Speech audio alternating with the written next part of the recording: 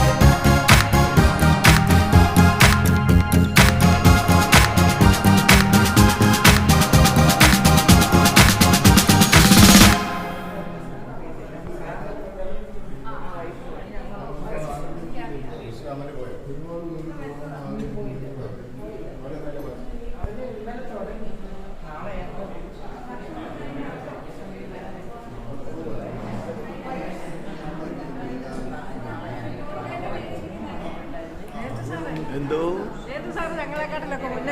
ഞാൻ മുന്നേ ഒന്നില്ല പറയാവുന്ന ഞാൻ യോഗനാസ്നാപൊന്നുമില്ല. ഇതെല്ലാം കണ്ട്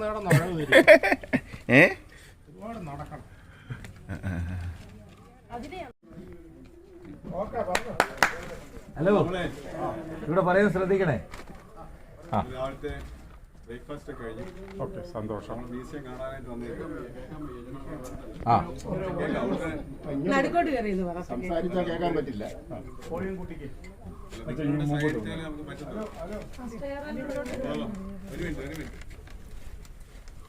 നമ്മൾ മ്യൂസിയത്തിന്റെ കാഴ്ച ആരംഭിക്കുക. മ്യൂസിയം ഗിരിപ്രഭാഷണം ഏദൻതോട്ടം മുതൽ കർത്താവിന്റെ ഉയർപ്പ് വരെ ഒരു ബൈബിളിലൂടെ മനുഷ്യന്റെ പല ജീവിതയാത്രയിലുണ്ടായ മാറ്റങ്ങൾ നേർക്കാഴ്ചയാണ് മ്യൂസിയം ഓഫ് ദ വേൾഡ് ഉദ്ദേശിക്കുന്നത്. അപ്പോൾ നമ്മൾ ആദ്യം ഔട്ട് സൈഡ് കണ്ടിട്ട് നമ്മൾ ഇൻസൈഡിലേക്ക് പോകും. കാരണം വെയിലാകും, മഴ അങ്ങനെയൊക്കെ പ്രശ്നം ഉണ്ടായാൽ ഔട്ട് സൈഡ് കാണാനുള്ള ബുദ്ധിമുട്ടുകൊണ്ടാണ്. പിന്നെ നിങ്ങളുടെ പ്രായം ചെറുപ്പമാണെങ്കിലും അപ്പോൾ നിങ്ങൾക്ക് രാവിലെ ആകുമ്പോൾ പെട്ടെന്ന് സ്റ്റെപ്പൊക്കെ കയറാൻ പറ്റും. അപ്പോൾ ഇതിന് വെയിലായി കഴിഞ്ഞാൽ നിങ്ങൾക്ക് നടക്കാനുള്ള ചില സാങ്കേതിക പിള്ളേർ നടക്കുന്ന പോലെയല്ല, കുറച്ച് ഇനി കയറ്റമുണ്ട്. അപ്പോൾ അതുകൊണ്ടാണ് ഒരിക്കൽ ഔട്ട് സൈഡ് ഫോട്ടോസ് എടുക്കാം. ഒരിക്കൽ കൂടെ പറയാം, ഇൻസൈഡ് പോകുമ്പോൾ നമ്മൾ ഫോട്ടോസ് എടുക്കല്ലേ. അപ്പോൾ ഔട്ട് സൈഡ് എടുക്കാം. അച്ഛനെയും നിങ്ങളെല്ലാവരെയും സെൻറ്ററിൽ നിന്ന് വന്നിട്ടുള്ള എല്ലാ ആളുകളെയും വളരെ സ്നേഹപൂർവ്വം മ്യൂസിയം ഓഫ് ദ വേൾഡിലേക്ക് സ്വാഗതം ചെയ്യും. അപ്പോൾ മ്യൂസിയം സാധാരണ 9:30 നിങ്ങൾക്ക് വേണ്ടിയിട്ടാണ് നമ്മൾ രാവിലെ സ്റ്റാർട്ട് ചെയ്തത്. ഇപ്പോൾ മാർത്തോമാ സഭയിൽ ഏറ്റവും കൺവെൻഷൻ നടക്കുന്ന സമയമാണ്. അപ്പോൾ ഇത് നിങ്ങൾക്ക് ഒരു അനുഗ്രഹമായിട്ട് ഞാൻ പ്രാർത്ഥിക്കുന്നു. അപ്പോൾ നമ്മൾ ബൈബിൾ ഗാർഡനിൽ കൂടി ഗെത്സമന വഴി, കുരിശിൻ്റെ വഴി, സമാഗമന കൂടാരം, കാൽവരി വഴി, മുകളിൽ അപ്പോസ്തല വീതി, ഉയർപ്പ് വരെ പോയിട്ട് നമ്മൾ അകത്തേക്ക് പോകും. ഈ ബൈബിൾ ഗാർഡൻ എന്ന് പറയുമ്പോൾ ബൈബിളിൽ പറയുന്ന ചില വൃക്ഷങ്ങൾ, അത്തി, ഒലിവ് അങ്ങനെയുള്ള വൃക്ഷങ്ങൾ ഇടയ്ക്ക് നട്ടിട്ടുണ്ട്. മറ്റു ചെടികളും കൂടെയുണ്ട്. അപ്പോൾ അതാണ് നിങ്ങൾ ഈ സൈഡ് നമ്മൾ അങ്ങോട്ട് പോകുമ്പോൾ കാണാൻ പറ്റും. ദേവദാരു, ഈ കാണുന്ന ദേവദാരുവാണ്. ചെറിയ ഇല, വലിയ മരമാവും. വെച്ചിട്ട് കുറച്ച് നാളായുള്ള ചെറുതാണ്. അവിടെ വലിയ ഇല, അത് നിങ്ങൾക്ക് എല്ലാവർക്കും അറിയാവുന്ന അത്തി. അപ്പോൾ നമ്മൾ അങ്ങോട്ട് കറങ്ങി പോകുമ്പോൾ നിങ്ങൾക്ക് കാണാൻ പറ്റും കേട്ടോ. അപ്പോൾ നമുക്ക് കാണാം കേട്ടോ. കേരളത്തിൽ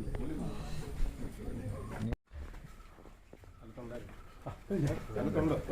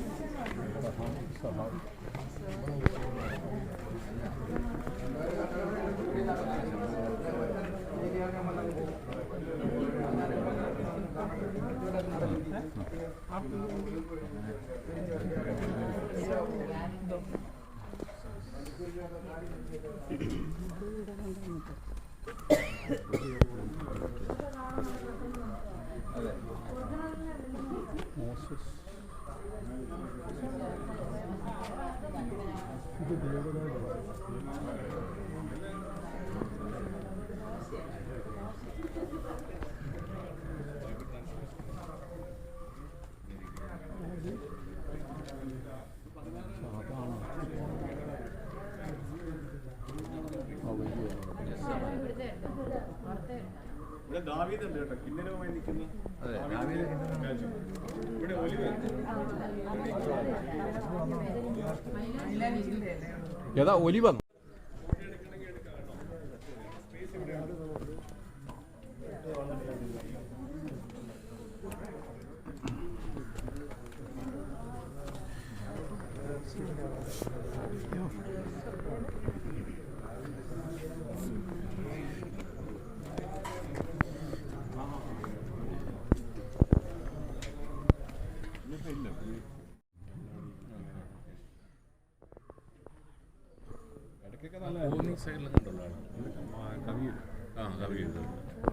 ഇടയ്ക്ക് കുഴപ്പമില്ല.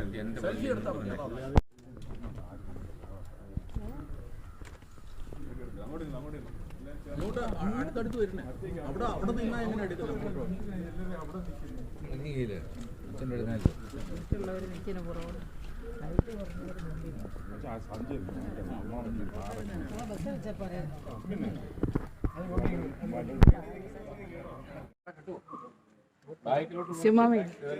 ബാക്കിലോട്ട് കുറച്ച് കയറി അടുത്തടുത്ത് ഡിസ്റ്റൻസ് ഇട്ട് നിൽക്കാതെ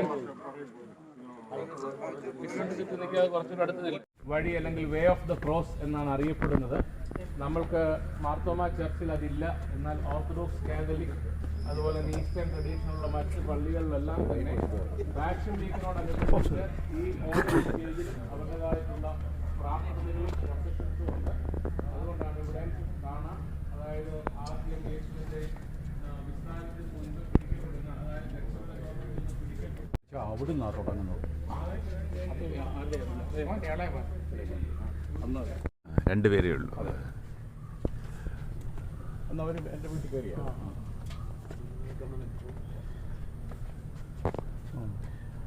എനിക്ക് തോന്നുന്നു നമ്മൾ ഇടയ്ക്ക് ഒരു തവണ എങ്ങാണ്ട് കണ്ട് സംസാരിച്ചിട്ടുണ്ട്. ഒരു തവണ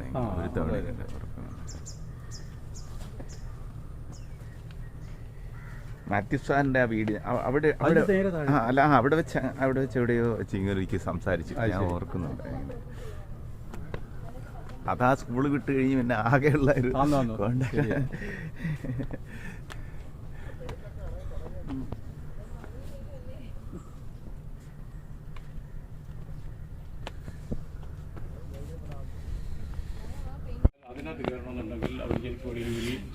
സാനിറ്റൈസ് ചെയ്യണം, കാലും സാനിറ്റൈസ് ചെയ്ത്. ഇവിടെ തന്നെ അല്ല, പല ഫാക്ടറികളിലൊക്കെ ഇത് കണ്ടിട്ടില്ലേ, കാലം ഇങ്ങനെ ഈ സാനിറ്റൈസ് ചെയ്യുന്ന ഇതുണ്ട്.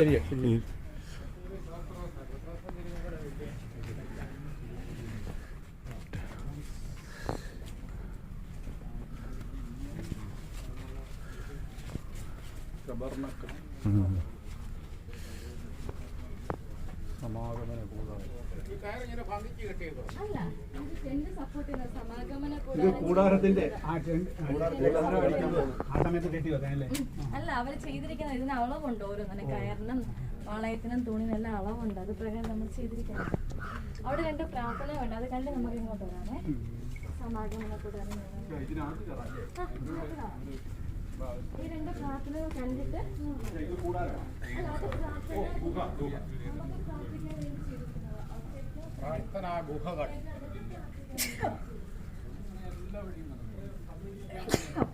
സമാഗമന കൂടാരമായിരിക്കും അകത്തുണ്ടാക്കി.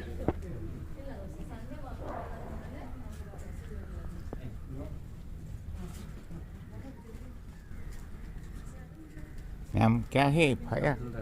हाँ,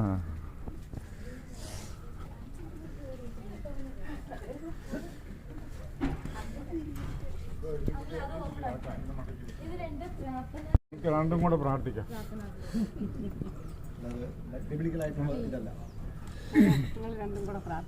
അങ്ങനെ ഫാമിലിക്ക് പ്രാർത്ഥിക്കാം.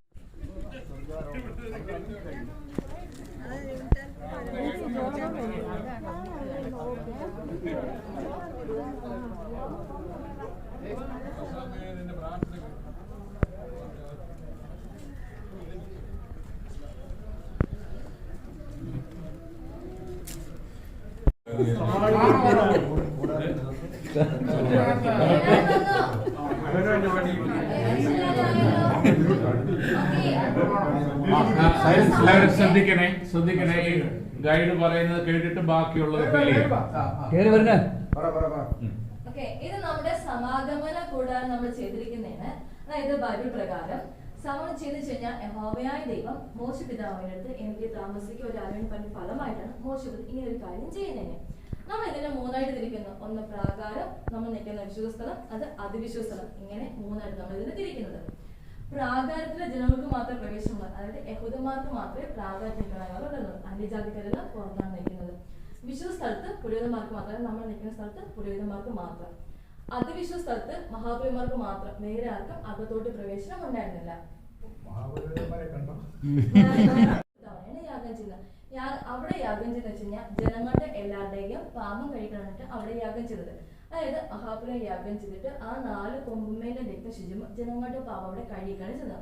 ആ സമയത്ത് ആരെങ്കിലും തിരിച്ചിട്ട് ഓടി വന്ന് ആ കൊമ്പി പിടിച്ച് അവന്റെ പാപം അവിടെ കഴിക്കണം. പിന്നെ ആ മനുഷ്യനെ കൊല്ലാനും ഉപദ്രവിക്കാനും ഇതെല്ലാം പഴയ നിയമ കാലത്തിലാണ് നടക്കുന്നത്. പക്ഷേ ഈ യാഗമെല്ലാം അവസാനിക്കുന്നത് ക്രിസ്തുവിന്റെ കൃഷി യാഗോട് അവസാനിക്കുകയും ചെയ്യണം. കാരണം നമ്മുടെ എല്ലാം പാപം ഏറ്റ് ക്രിസ്തു നമുക്ക് വേണ്ടി കൃഷി അതോടെ യാഗോട് അവസാനിക്കുകയാണ് ചെയ്യുന്നത്. ഈ യാഗപീഠത്തിന് തൊട്ടിപ്പെടുന്ന ഒരു കാര്യം കൂടി നമ്മൾ അവിടെ കണ്ടു പ്രാകാരത്തില്, അത് താമരത്തോട്ടി. അതിൽ നോക്കി മഹാപുരോഹിതൻ യാഗം ചെയ്തിട്ട് കയ്യും കാലും പോയിട്ടാണ് അകത്ത് കയറി വരുന്നത്. നമ്മൾ ഇപ്പൊ നിൽക്കുന്ന വിശുദ്ധ സ്ഥലം ഇവിടെ വെച്ച് കഴിഞ്ഞാൽ പലക കൊണ്ടാണ് ചെയ്തിരിക്കുന്നത്. ഇവിടെ 20 പലക, അവിടെ 20 പലക, അകത്തിട്ട് അങ്ങനെ മൊത്തം 48 പലക എല്ലാം ചുറ്റും നമ്മൾ വിശുദ്ധ സ്ഥലം ചെയ്തിരിക്കുന്നു. ബൈബിളിൽ ഇതിനെ തങ്കം കൊണ്ട് കളർ ചെയ്യുന്നു. നമുക്ക് മനസ്സിലാക്കാൻ വേണ്ടി നമ്മൾ കളർ കൊണ്ട് ചെയ്തിട്ടുണ്ട്. അതുണ്ടാകാതിരിക്കാൻ വേണ്ടിയിട്ട് മഹാപുരോഹിതൻ തന്റെ പാപപരിഹാര കർമ്മം ഇവിടെ ചെയ്യണം. അതായത് അനുദപിച്ച് ഏറ്റു പറഞ്ഞ് പശ്ചാത്തപിച്ച് അദ്ദേഹത്തിന്റെ പാപം മൊത്തം കഴുകിക്കളഞ്ഞാൽ മാത്രമേ അകത്തോട്ട് പ്രവേശിക്കാൻ പറ്റത്തുള്ളൂ. കാരണം പാപത്തോടെ കിടന്നെങ്കിൽ മഹാപുരം മരിക്കും. അതുണ്ടാകാതിരിക്കാൻ വേണ്ടിയിട്ട് തന്റെ പാപപരിഹാര കർമ്മം ഇവിടെ ചെയ്തിട്ടാണ് പോകുന്നത്. ഇത് എപ്പോഴും കുന്തിരിക്ക് എങ്ങനെ പോകുന്നുണ്ടെങ്കിൽ സുഗന്ധം എങ്ങനെ പോകുന്നോണ്ട് നിൽക്കും. ഇത് പറഞ്ഞത് ലേവ്യ ഗോത്രക്ക് മാത്രം എടുക്കാനുള്ള അനുവാദം ഉള്ളൂ. പുരോഹിതന്മാർക്ക് മാത്രം, വേറെ ആർക്കും എടുക്കാനോ തൊടാനോ അനുവാദം ഉണ്ടായിരുന്നില്ല പഴയ നിയമ കാലഘട്ടത്തിൽ. ഇതെന്ന് പറഞ്ഞാൽ 4 പേർ ചെന്ന് ചുമലിട്ട് ചുമന്നുകൊണ്ടാണ് പോകുന്ന അടുത്ത സ്ഥലത്തോട്ട്. ഇനി നമ്മൾ പോകുന്ന അതിവിശ്വാസ സ്ഥലത്തേക്കാണ്.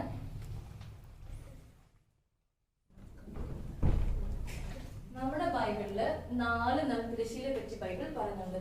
നീലനൂല്, ധൂമനൂല്, പട്ടുനൂല്, പഞ്ഞിനൂല്. അത് നമ്മൾ കാണുന്ന തിരശ്ശീല. ഇതിൽ നമുക്ക് സ്വന്തം രൂപമാലാക്കി നമുക്ക് കാണാൻ പറ്റും. സ്വർണ്ണൂലാണ് ചെയ്തിരിക്കുന്നത്. അല്ല എന്നുണ്ടെങ്കിൽ ഒന്നിപ്പോട്ട് മരിക്കും.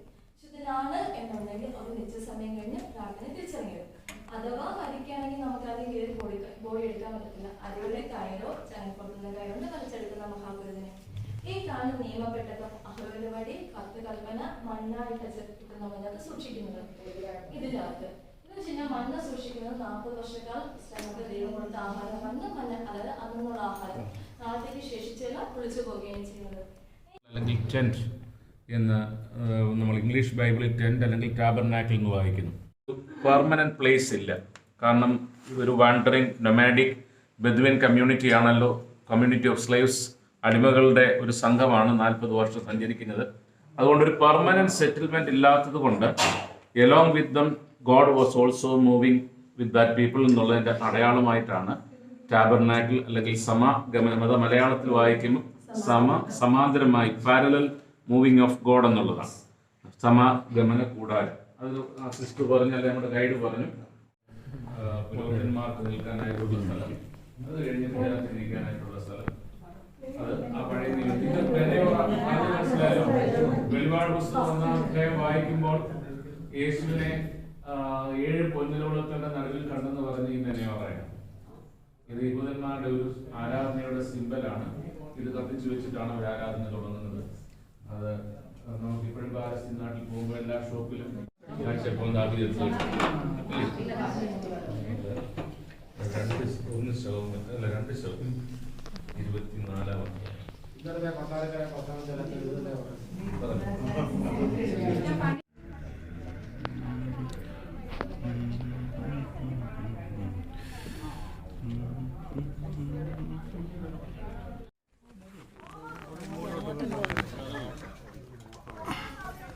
ഇതിനകത്തുണ്ട്.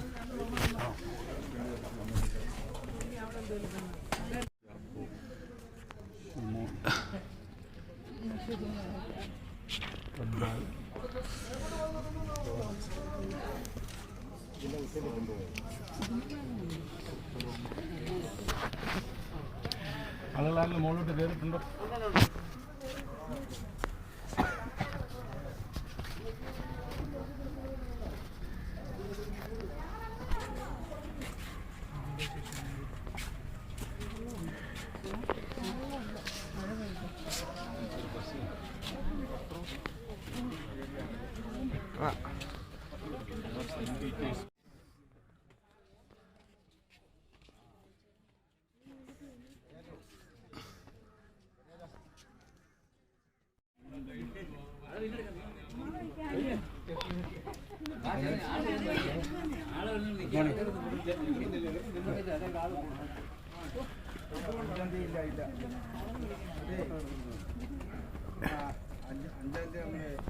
പ്രധാന അധ്യാപകരുടെ പിന്നെ അച്ഛൻ പറഞ്ഞ സ്കൂൾ മീറ്റിംഗ് ആണ് അതിൻ്റെ അടുത്ത ദിവസങ്ങളിൽ വരെ അറേഞ്ച് ചെയ്യുന്നത്. പ്രധാനപ്പെട്ട സ്ഥലങ്ങളിലെ യേശുമായി ബന്ധപ്പെട്ട ഉയർന്ന മലകളാണ്. അതിലേറ്റവും പ്രധാനപ്പെട്ട ഒരു മലയാണ് ഒലിവുമല. ഇവിടെ ഈ ബൈബിൾ മ്യൂസിയത്തിൽ ഈ കുന്ന് റെപ്രസെന്റ് ചെയ്യുന്നത് ഒലിവുമലയാണ്. ഒലിവുമലയിൽ നിന്നാണ് കർത്താവ് സ്വർഗാരോഹണം ചെയ്തതെന്ന് അതിൻ്റെ പാരമ്പര്യം വിശ്വസിക്കപ്പെടുന്നു. ആ ഉയർത്തെഴുന്നേറ്റ് സ്വർഗാരോഹണം ചെയ്ത സ്ഥലത്ത് 2 കാൽപ്പാടുകൾ, മേ ബി മാൻമെയ്ഡ് അല്ലെന്നുണ്ടെങ്കിൽ ഒരു പുരാതനമായി ആ സ്ഥലം അടയാളപ്പെടുത്താൻ വേണ്ടി ഉണ്ടാക്കി വെച്ചിരിക്കുന്ന സ്ഥലമാണ്. അത് ഗ്ലാസ് ഇട്ട് കവർ ചെയ്തിരിക്കുക. ആ സ്ഥലത്ത് നിന്നാണ് കർത്താവ് സ്വർഗാരോഹണം ചെയ്തെന്ന് പറയുന്ന ഒരു ചെറിയ ഗേറ്റഡ് കോമ്പൗണ്ടാണ്. അവിടെ അത് ഇപ്പോൾ പാലസ്തീനികളുടെ കയ്യിലാണ്. എങ്കിലും ഹോളി ലാൻഡ് വിസിറ്റിങ്ങിന് ചെല്ലുന്നതായിട്ടുള്ള ആളുകൾക്ക് ആർക്കും അത് നിഷേധിക്കപ്പെട്ടിട്ടില്ല. ആ ഒലിവുമലയിൽ നിന്നാണ് കർത്താവ് അസെൻഡഡ് ഇൻ ടു ഹെവൻ എന്ന് പറയുന്നതായിട്ടുള്ള സ്വർഗാരോഹണം ചെയ്തു എന്ന് പറയുന്ന കുന്നിൻ്റെ പേരാണ് ഒലിവുമല. അവിടെ ഇന്നത്തെ പ്രസംഗം ചെയ്യുന്നു മത്തായിയുടെ സുവിശേഷം 24-25 അധ്യായങ്ങളിൽ പറയുന്നതായിട്ടുള്ള ദൈവരാജ്യത്തിൻ്റെ പൂർത്തീകരണവുമായി നടത്തുന്ന അവസാനത്തെ പ്രസംഗം ഒലിവുമലയിൽ നിന്നുകൊണ്ടാണ്. അവിടെ നിന്നിറങ്ങിയാണ് താഴെ ഗത്സമനയിൽ പോകുന്നതും അവിടെ വെച്ചാണ് കർത്താവ് പിടിക്കപ്പെടുന്നതും. അവിടെ നിന്ന് പിന്നെ യേശുവിനെ കിദ്രോൻ തോട് വഴി കൊണ്ടുപോയി വിചാരണയ്ക്കായി ആടുവാതിലൂടെ പ്രവേശിപ്പിച്ച് മെയിൻ സ്ഥലങ്ങളിലേക്കൊക്കെ കൊണ്ടുപോവുകയായിരുന്നു. മഹാപുരുഷന്മാരുടെ അരമനകളിലേക്കും അല്ലെങ്കിൽ വിസ്താര സ്ഥലങ്ങളിലേക്ക് കൊണ്ടുപോകാൻ. അവിടെ നിന്ന് ലാസ്റ്റ് യേശു ക്രിസ്തു ഉയർത്തെഴുന്നേറ്റതിന് ശേഷം 40 ദിവസം കഴിഞ്ഞ് 40ാമത്തെ ദിവസം ഒലിവുമലയിൽ നിന്ന് സ്വർഗാരോഹണം ചെയ്യുമ്പോൾ കർത്താവിൻ്റെ ചില ശിഷ്യന്മാർ അവനോടൊപ്പം ഉണ്ടായിരുന്നു. അവൻ സ്വർഗാരോഹണം ചെയ്യുന്നത് കണ്ടിട്ട് ക്രിസ്തു പറയുമോ?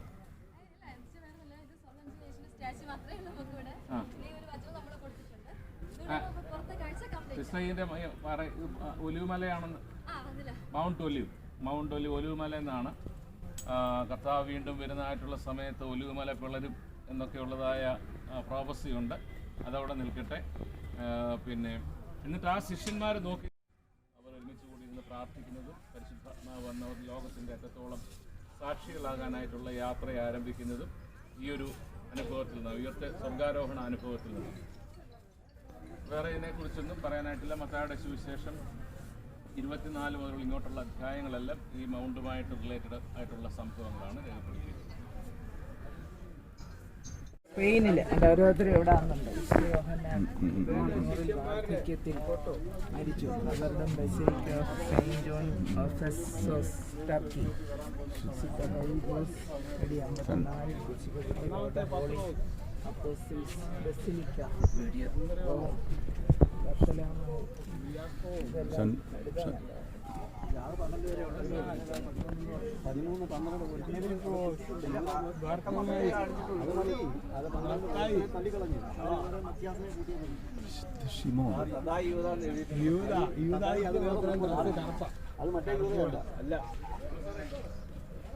ഷിമോൻ, യാക്കോബ്, മത്തിയാസ്.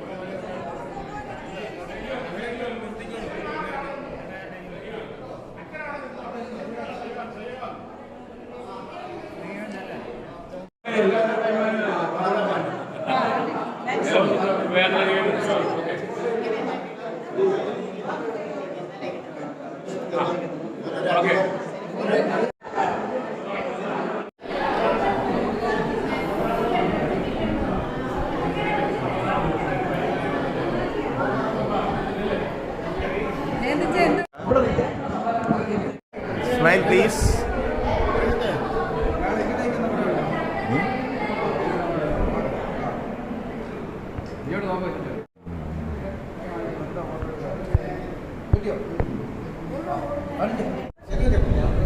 ഇങ്ങനെ ഇങ്ങനെ ഇങ്ങനെ ഹൊറിസോണ്ടലായിട്ട് എടുക്കണം.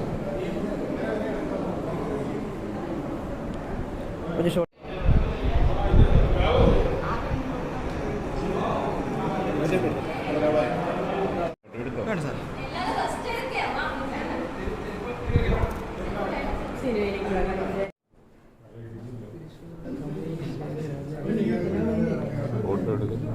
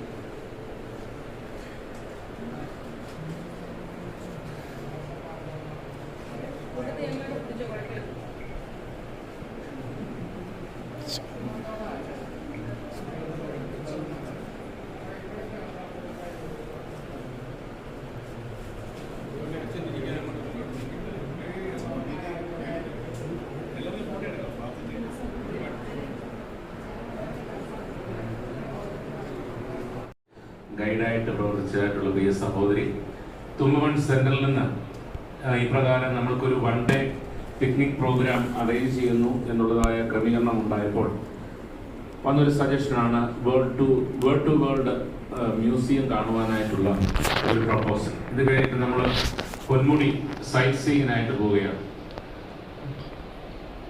ഇപ്രകാരമുള്ളതായ ഒരു മ്യൂസിയം കണ്ടപ്പോൾ ഞാൻ നിങ്ങളോട് ആദ്യം ചോദിക്കാം, നിങ്ങൾക്കുണ്ടായ ഒരു ഫീലിംഗ് എന്തോ? എനിക്കറിയാം, നമ്മൾ കാണുന്നതും അതിനെ സ്വീകരിക്കുന്നതും പലതരത്തിലാണ്. ജസ്റ്റ് കണ്ട് ഇതെന്തോ കാണാനാ എന്നുള്ള തരത്തിൽ പോകുന്ന വിമർശനാത്മകമായിട്ടോ അല്ലെങ്കിൽ പാസീവ് വ്യൂവേഴ്സായിട്ട് പോകുന്ന ആളുകളുണ്ട്. എന്നാൽ ഇതെനിക്ക് കണ്ടതുകൊണ്ട് ഒരു വലിയ കാര്യം ഞാൻ കണ്ടു എന്നുള്ള തോന്നൽ ഉളവാക്കുന്നുണ്ട്. എന്നാൽ മറ്റൊരു കൂട്ടരെ സംബന്ധിച്ചോളം ഇതിൻ്റെ ഫെയ്ത്ത് സഹായകരമായി എന്ന് പറയുന്ന ആളുകളുണ്ട്. ഈ തരത്തിൽ ഏത് ഫീലിംഗ് ആണ് നമുക്കുള്ളത്? അതായത് നമ്മളോട് കാര്യം നമ്മളുടെ ഗൈഡ് പറഞ്ഞിരുന്ന സമയത്ത് നമുക്ക് അത് ശ്രദ്ധിക്കാൻ താല്പര്യമില്ലാതെ നിൽക്കുന്നത് നമ്മളുടെ ഉള്ളിലെ ഈ അടങ്ങിയിരിക്കാത്ത പിള്ളേരുണ്ടല്ലോ, ചൈൽഡ്. ആ ചൈൽഡ് ഈഗോ സ്റ്റേറ്റ് ആണ് വർക്ക് ചെയ്യുന്നത്. അത് ആരും പറയുന്നത് ലിസൺ ചെയ്യാനായിട്ടുള്ള താല്പര്യം. എന്നാൽ എനിക്ക് ഈ മ്യൂസിയം നൽകുന്നതായിട്ടുള്ള എന്തൂസിയാസം വളരെ വലുതാണ്. ഞാനത് പറയാനായിട്ടുള്ള കാരണം, ഒരു വേദപുസ്തകം വായിക്കുന്ന എന്നെ എല്ലാവരും വായിക്കുന്നത് പറഞ്ഞ് എൻ്റെ വായന ഒരുപക്ഷെ നിങ്ങൾ വായിക്കുന്നതിൽ നിന്ന് വ്യത്യസ്തമായിട്ടുള്ളൊരു വായനയാണ് എൻ്റെ വായനാ രീതി. അതായത് ഒരു ഭാഗം വായിക്കാൻ എടുത്തു കഴിഞ്ഞാൽ അതിനോട് ഒന്നിലധികം ചോദ്യങ്ങൾ ചോദിക്കുക, അതെൻ്റെ വിശ്വാസത്തെ ഉറപ്പിക്കുവാനായിട്ട് ഏത് തരത്തിലാണ് അത് ഗുണകരമായി തീരുക എന്നുള്ള തരത്തിലുള്ളതായ വായനാ രീതിയാണ് ഞാൻ ആദ്യം തൊട്ട് തന്നെ, അല്ലെങ്കിൽ ഒരു കാലം കഴിഞ്ഞപ്പോൾ മുതൽ അനുവർത്തിച്ചു വരും. സെമിനാരി പഠിക്കുന്ന സമയത്ത് രാവിലെ മലയാളം വായിച്ച ഇംഗ്ലീഷ് വായിക്കും, വൈകിട്ട് അതേ ഭാഗം തന്നെ അതിന്റെ മലയാളം ഭാഗം വായിക്കുന്ന ക്രമീകൃതമായ ഒരു വായനാ രീതിയാണ്. അതുകൊണ്ട് എന്നെ സംബന്ധിച്ചിടത്തോളം ഈ വേദപുസ്തക വേൾഡ്, അത് പ്രത്യേകിച്ച് പാലസ്തീൻ, ഇസ്രായേൽ ദേശങ്ങളാണല്ലോ, അവിടെ 4 പ്രാവശ്യത്തെ യാത്ര എനിക്ക് വളരെ കിട്ടിയൊരു ഗോൾഡൻ ഓപ്പർച്യൂണിറ്റിയാണ്. എൻ്റെ ചെറുപ്രായത്തിൽ ഇങ്ങനെ പടം കാണിച്ച് പ്രസംഗിക്കുന്ന ഒരു സൺഡേ സ്കൂളിൽ വന്ന് പ്രസംഗിക്കുമ്പോൾ ഞാനിങ്ങനെയല്ലേ എന്ന് പറയുന്നത്, ഭയങ്കര നിധി കണ്ടതായ ആഗ്രഹത്തോട് ആ പടം കാണിക്കുക പ്രസംഗം സ്വീകരിക്കുവാൻ. അപ്പോൾ കുഞ്ഞുനാളിൽ തൊട്ടൊരു ആഗ്രഹമാണ് വിശുദ്ധ നാട് കാണണം. പ്രത്യേകിച്ച് നമ്മുടെ തമ്പുക്കുടി ഡോക്ടറുടെ ഹോസ്പിറ്റലിലൊക്കെ വരുമ്പോൾ ഡോക്ടർ പറയും ഞാൻ ആംസ്റ്റർഡാമിൽ വേൾഡ് ക്രിസ്ത്യൻ മിഷണറീസ് മീറ്റിങ്ങിന് പോയി എന്നൊക്കെ പറയുമ്പോൾ ഈ ആംസ്റ്റർഡാം ഒക്കെ എവിടെയാണ്? അപ്പൊ ഈ സ്ഥലത്തെ കുറിച്ചുള്ള വലിയൊരു ആകാംക്ഷ, ഈ സ്ഥലങ്ങളൊക്കെ എവിടെയാണ്?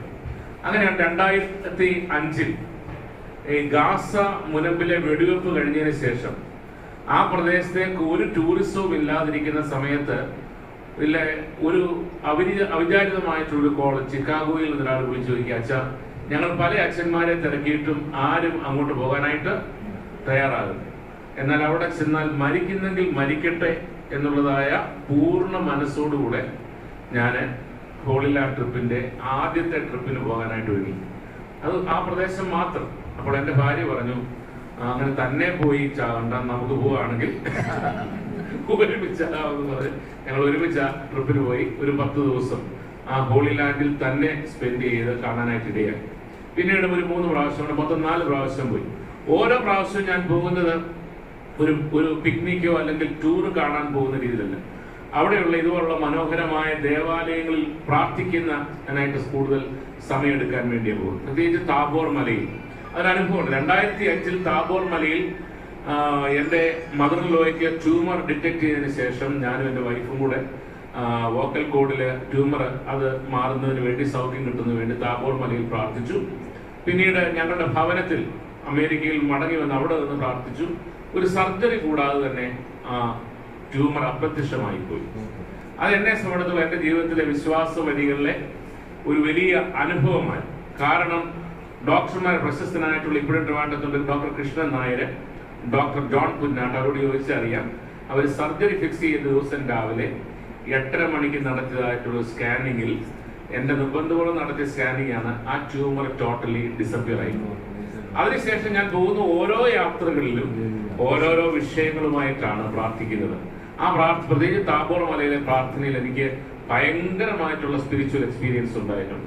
അപ്പോൾ ഞാൻ ഇത് പറയുമ്പോൾ നമ്മുടെ തലയിൽ ബൗദ്ധികമായിട്ടുള്ള തലത്തിൽ ചിന്തിക്കുന്നവർ പറയൂ അത് ഒരു ചുമ്മാതുള്ള അനുഭവമായിരിക്കും. എന്നാൽ വേദപുസ്തകം വായിക്കുമ്പോഴും ഞാൻ അവിടെ വായിച്ചത് നേരിൽ കാണുമ്പോൾ എന്നോട് തന്നെ കൊല്ലത്തിരിക്കുന്ന സമയത്ത് മൂന്നാമത്തെ ടൂർ ക്രമീകരിക്കുന്ന സമയത്ത് എന്നോട് അച്ഛൻ പറഞ്ഞു, ഇതെല്ലാം ചുമ്മാതെ തട്ടിപ്പാച്ചു, എന്തിനാ വെറുതെ കാശ് അടിക്കാൻ കൊണ്ടുപോകുന്നു ചോദിച്ചു.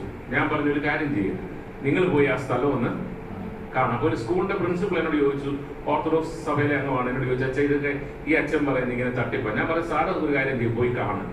കണ്ടതിന് ശേഷം സാറ് പറ ഇത് തട്ടിപ്പാണോ അല്ലയെന്നോ. സാറ് പോയി, അവർ ഭാര്യ ഭർത്താവോടെ പോയിട്ട് തിരികെ വന്നിട്ട് പറഞ്ഞ അച്ഛൻ ഒരു ഭയങ്കര അനുഭവമായിരുന്നു. വായിച്ച വേദപുസ്തകം ഇത് 2 തലത്തിൽ. ഒന്ന്, നമ്മൾ വായിക്കുന്ന വേദഭാഗം ആ സ്ഥലം കൂടെ കാണുമ്പോൾ നമ്മൾ എന്തോ അതിനെ പിക്ചറൈസ് ചെയ്യുകയും കൂടുതൽ യാഥാർത്ഥ്യമായി നമ്മുടെ മനസ്സിൽ. ഇപ്പോൾ തന്നെ നമ്മൾ കണ്ടിട്ടില്ലാത്ത വേദപുസ്തകങ്ങൾ, നമ്മൾ കണ്ടിട്ടില്ലാത്ത സ്ഥലങ്ങളുടെ ചിത്രീകരണം, അതുപോലെ തന്നെ നമ്മൾ കണ്ടിട്ടില്ലാത്തതായിട്ടുള്ള കുരിശുകൾ, ആർട്ട് വർക്ക്, ഒരു മനുഷ്യന്റെ ജീവിതത്തിന്റെ. ഞാൻ 1997 ദുബായിൽ പള്ളിയിൽ ആ ന്യൂ ഇയർ സർവീസിന് കുർബാന എടുക്കാനായിട്ട് ചെന്ന സമയത്ത് തൊട്ടടുത്ത് സെന്റ് മേരീസ് പള്ളിയിൽ വെച്ച് അവിടെ ഒരു പള്ളി വാടകയ്ക്ക് എടുത്തായിരുന്നല്ലോ ദുബായ് പള്ളി ആദ്യം ആരാധിച്ചുകൊണ്ടിരുന്നത്. അതിന് തൊട്ടടുത്താണ് ഈ വിജയൻ ഗ്രൂപ്പ് എന്ന്, മാത്യൂസ് വറീസിന്റെ ഗ്രൂപ്പ് എന്നല്ല അറിയപ്പെടുന്നത്, വിജയൻ ഗ്രൂപ്പ് എന്നായിരുന്നു അന്ന് അദ്ദേഹത്തിന്റെ പ്രാർത്ഥനാലയം. എൻ്റെ ഉപ്പാപ്പന്റെ മോളൊക്കെ ആ കൂട്ടത്തിൽ പോകുന്നവരായിരുന്നു. അവരാണ് എന്നെ പരിചയപ്പെടുത്തി. അപ്പോൾ ഞാൻ പിന്നീട് 2005 അദ്ദേഹത്തെ ന്യൂയോർക്കിൽ വെച്ച് കാണാനായിട്ട് ഇടയായി. അദ്ദേഹം ഇവിടുന്ന് UAE അവിടെ വന്ന് സെറ്റിൽ ചെയ്യുന്ന സമയം അന്ന് അദ്ദേഹം ചെയ്തതായിട്ടുള്ള ഒരു വ്യക്തി എന്നുള്ള നിലയിൽ അദ്ദേഹം നൽകിയ ഒരു കോൺട്രിബ്യൂഷൻ എന്ന് പറയുന്നത് വളരെ വലുതാണ്. കാരണം നമ്മൾ പറയും മോൺസൺ മാവുങ്കലിന്റെ ചിന്തയാണ് നമ്മുടെ മനസ്സിലിരിക്കുന്നത്. കാരണം ഒത്തിരി പുരാതന കാര്യങ്ങളെ കാണിച്ച് മോശയുടെ വടി കാണിച്ചു, അതുകൊണ്ട് തട്ടിപ്പാണോ എന്നൊക്കെയുള്ള ചില ആളുകൾക്ക് തോന്നും. ഇതെല്ലാം നമ്മൾ കണ്ടപ്പോൾ മനസ്സിലായി, ഇതെല്ലാം പോയി ഓരോരോ സ്ഥലങ്ങളിൽ കണ്ടതും അനുഭവിച്ചതുമായ കാര്യങ്ങൾ. ഇത് ഇത്രയും ഇവിടെ ലഭിക്കാൻ വേണ്ടി എത്രയോ രാഷ്ട്രങ്ങളുടെ സ്വാധീനം ഉപയോഗിച്ചതാണ്. കാരണം ഇതിനകത്തിരിക്കുന്ന പല സാധനങ്ങളും ആ റോയൽ ഗവൺമെന്റുമായിട്ട് ബന്ധപ്പെട്ട സാധനങ്ങളാണ്.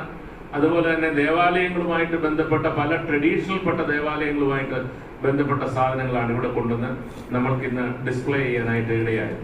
അതുകൊണ്ട് എന്നെ സംബന്ധിച്ചിടത്തോളം ഇതൊരു വലിയ ഒരു എക്സ്പീരിയൻസ് ആണ്. കാരണം ഇവിടെ വന്ന് ഇത്രയും നമ്മുടെ കൊച്ചു കേരളത്തിൽ ഇത്രയും ആളുകൾക്ക് വിസിബിൾ ആയിട്ടുള്ള രീതിയിൽ ഒരു വലിയ ട്രഡീഷൻ, കാണുവാനായിട്ട്, ഒരു ക്രിസ്തീയ വിശ്വാസത്തിന്റെ പാരമ്പര്യം കാണുവാനായിട്ട് ഒരുക്കിയിരിക്കുന്ന ഇവർ. പക്ഷെ നമ്മൾ ഇതെല്ലാം ഇംബൈബ് ചെയ്യുമ്പോൾ നമ്മുടെ നെക്സ്റ്റ് ജനറേഷൻ ഇത് കാണാനായിട്ടുള്ള അല്ലെങ്കിൽ ഇത് അനുഭവിക്കാനായിട്ടുള്ള, അവർ വിശ്വസിക്കുന്ന ദൈവത്തിന്റെ പ്രവർത്തനങ്ങൾ അത് വാസ്തവമാണ്, വസ്തുതാപരമാണ് എന്ന് അനുഭവിക്കാനായിട്ടുള്ള താല്പര്യമില്ലാത്തൊരു കാലത്ത് ജീവിക്കുമ്പോൾ വാസ്തവത്തിൽ കുടുംബമായോ കൂട്ടായ്മകളായിട്ടോ വന്ന് ഇപ്പോൾ നമ്മുടെ ജിനു ബ്രദർ പറഞ്ഞ പോലെ ഒരു ദിവസം സ്പെൻഡ് ചെയ്ത് കാണാനായിട്ടുള്ള സർവ്വ സംഗതികളും ഇവിടെയുണ്ട്.